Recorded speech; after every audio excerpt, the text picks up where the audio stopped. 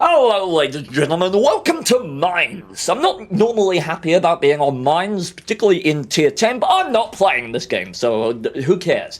We got Nur here in the E100. Now, this is a replayer I picked up on whatreplays.com and downloaded because it ended up with a ridiculous damage of like something over 14,000 or something like that.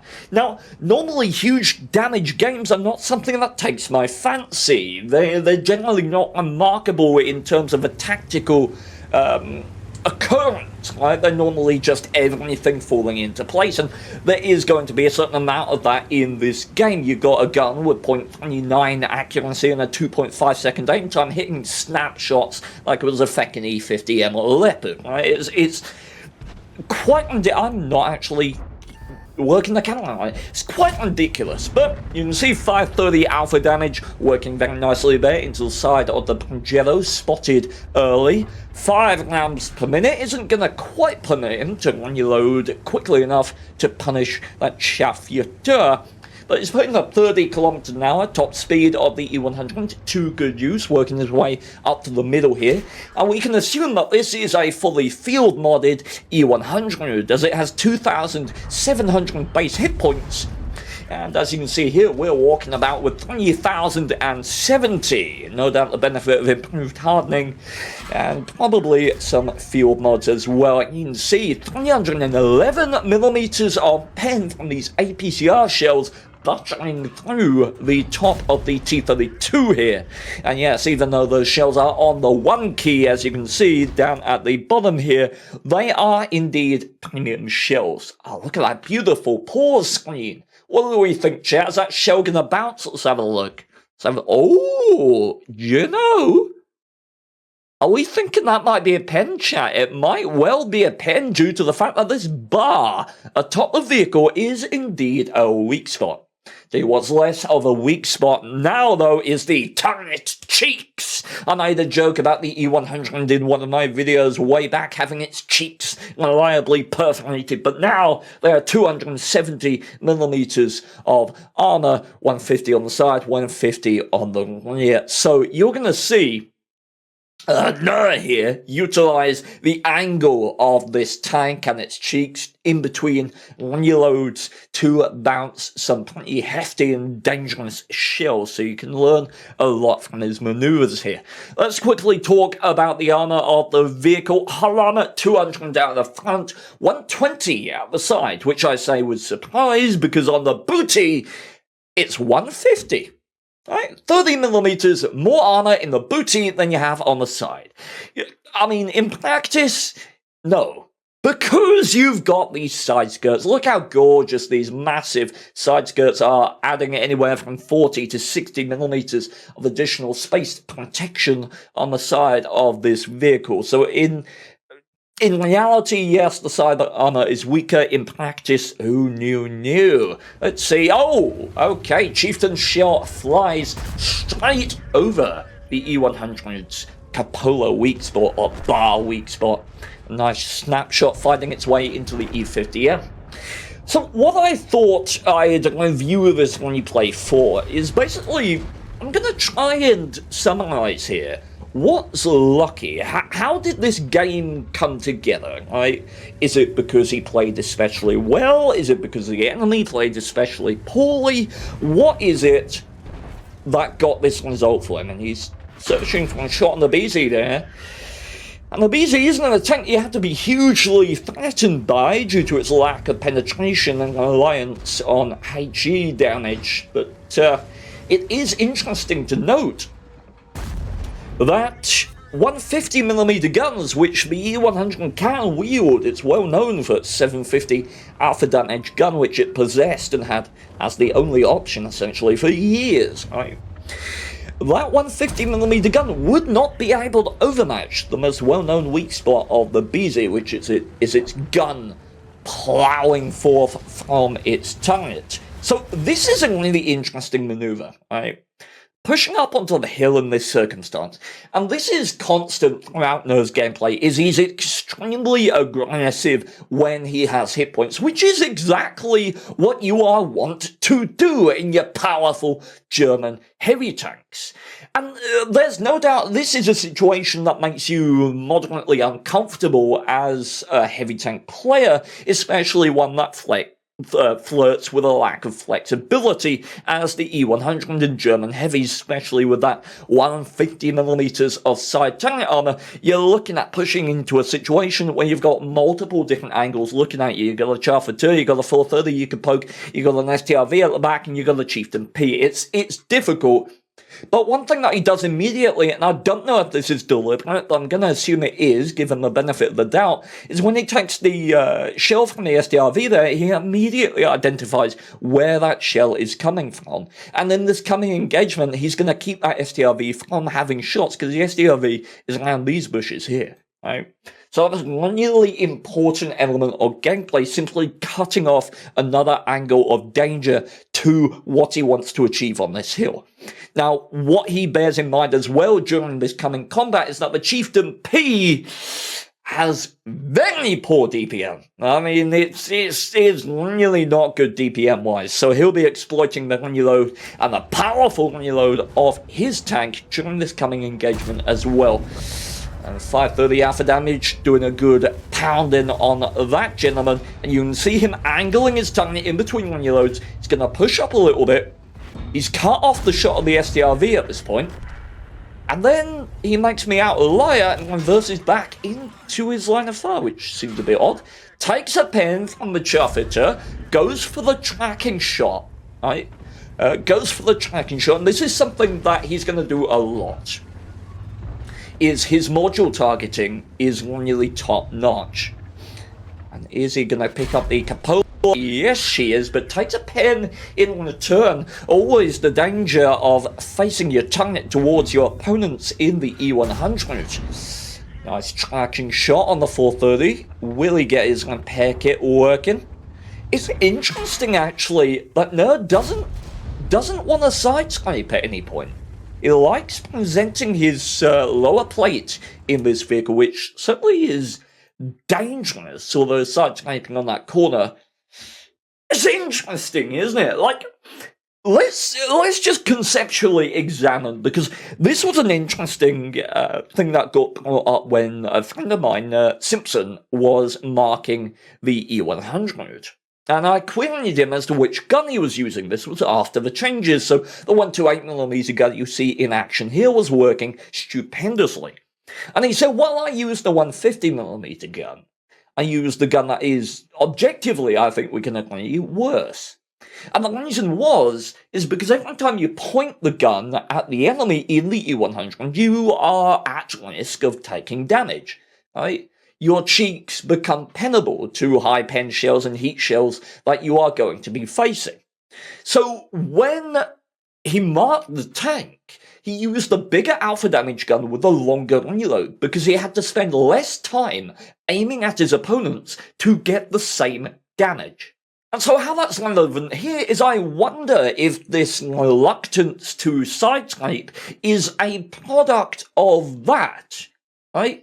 The lower plate, particularly when people are on the hill shooting down at it, is potentially a worse shot than the turret.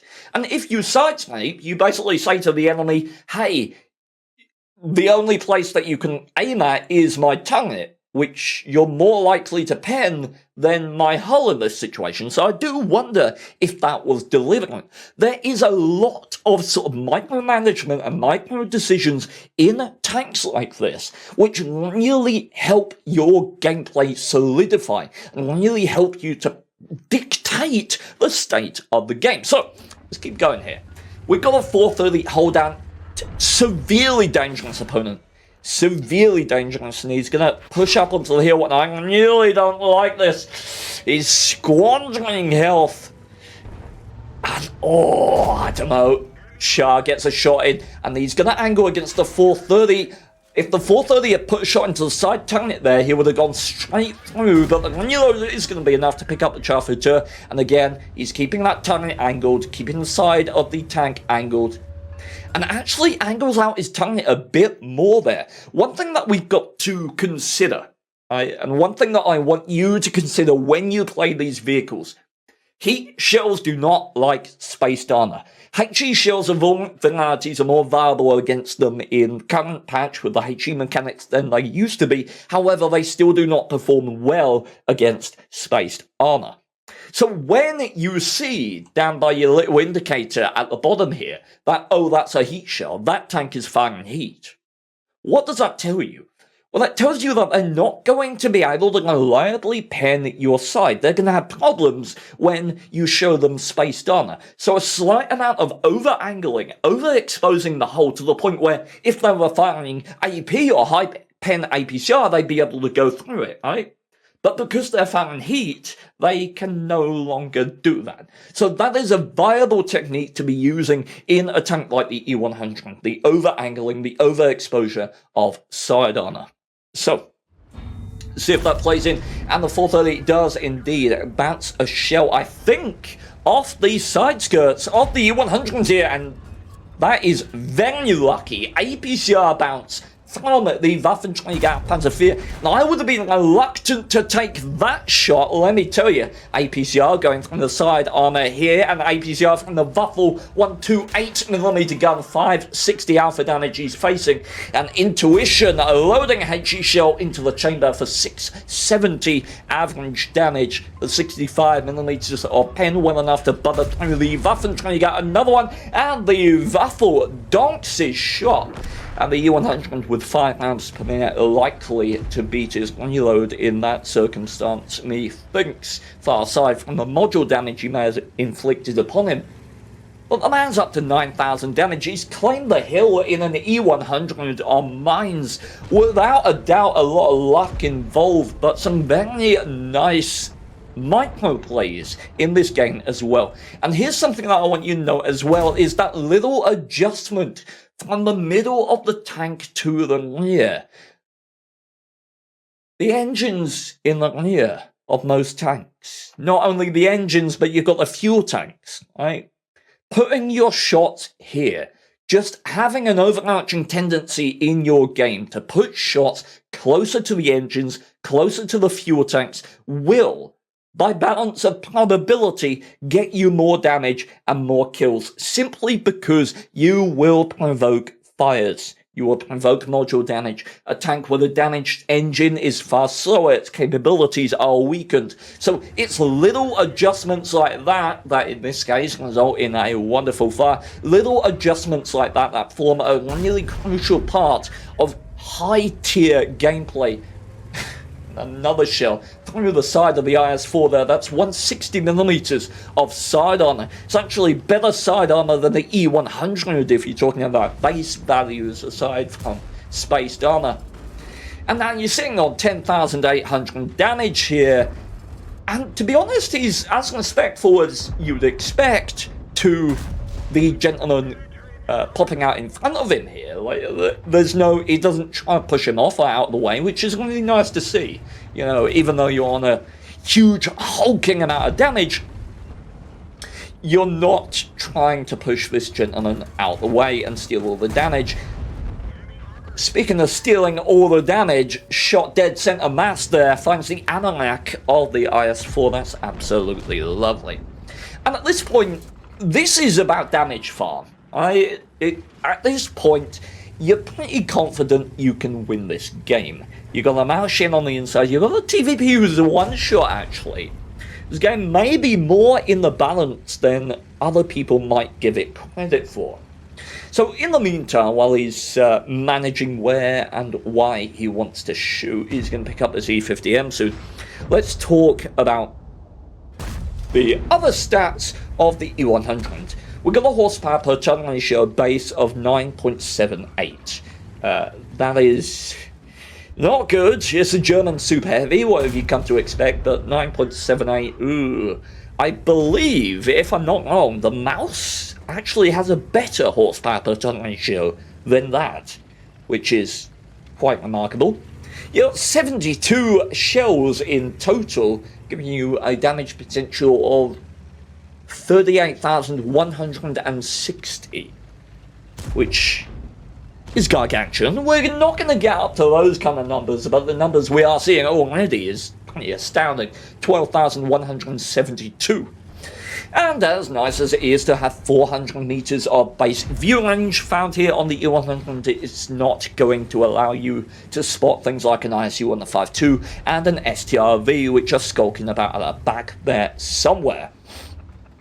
So, at this point, you've got to be watching the map, right? You've got to be watching that WZ down in the corner there, down at K1, down at K2, and thinking, okay, that's going to be what I'm going to use to spot this ISU, to spot this STRV. I can't do it myself. I'm a one-shot. I can't expose. At this point, and I've said this many, many times before, when you are a one-shot in your heavy tanks, you are damage support. It's all well and good spawning into the game in a top tier heavy tank and thinking, okay, I need to go forward. I need to be powerful. I need to contribute. Yes, absolutely you should. But sometimes things don't go your way. Sometimes you get unlucky. Maybe you got screwed over by RNG. Maybe you want to climb out of the tank and go, damn you, God of bad luck.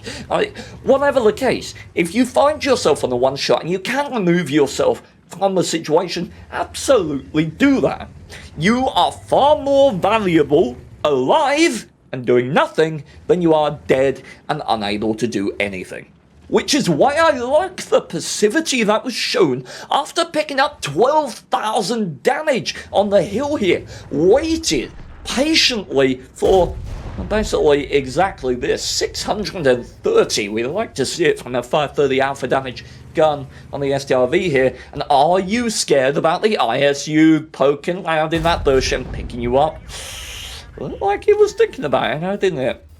So, and this is dangerous. That was a cheeky poke in my mind. STRV not lacking in the penetration department. However, it does have AP and APCR, right? No heat shells, so against flat surfaces angled at distance, it's going to be a bit less likely to pen than an equal capacity heat shell, as an example. But now, what do? Now the game's hanging in the balance. Now you gotta play, after poorly managing the rocks there, you gotta play this type has poor awareness and presents himself to you, and yes, indeed, he did. Now, only thing that's left is a Tonvan. Look at that beauty. And if anyone's gonna tell me, as I saw a comment do so on what replays, oh, you aim weirdly, I think you're hacking, or something to that effect. I'm gonna call bullshit on that one, Governor. Very bold to take such an aggressive dismount, right, on this amount of hit points, as can be backed up by the STRV taking a fond trip back to the garage after he attempted to do the same thing with less judgment and less luck. Now he's saying to his team, can I have the kill? I want my 8th kill, I want my Natalie Waters, I've got over 14,000 damage, let me have the kill. Right, yelling in with a lot of excitement.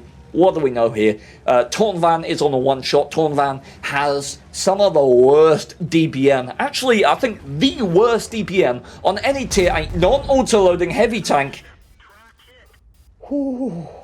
And somehow the APCR bounces off the side. E100 is going to beat his reload by a far margin. Nice angling to stop taking the damage there.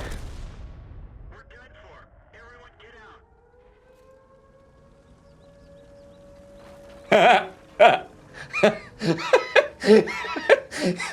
think the best thing about that was his comment in chat. I'm a carrot. Well,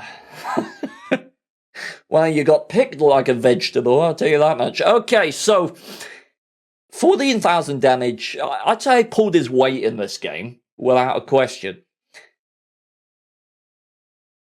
Let's watch the WZ